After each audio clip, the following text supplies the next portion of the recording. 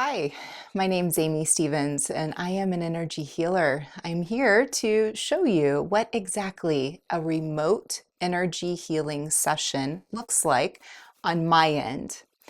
As we start to take a look at how my setup is, I have my crystals that help with the chakra balancing. This is the physical part. So oftentimes I will have my clients on Zoom looking at what it is that I'm doing. Because most of my clients are visual, they want to see more of a tactile feature to the energy healing. The other piece is that I have a proxy board that this represents the person whom I'm working with. So I always do a clearing of the proxy board in between clients, and then I also take notes.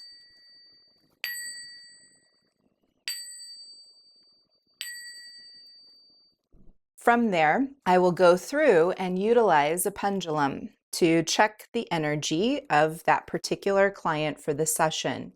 I then will also begin to place the crystals along the 7 chakras and moving up.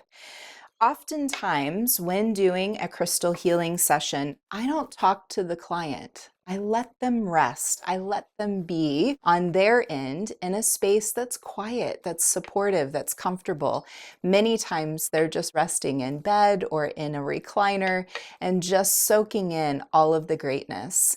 There have been many of my clients who have felt me working on them, and we didn't even have Zoom set up.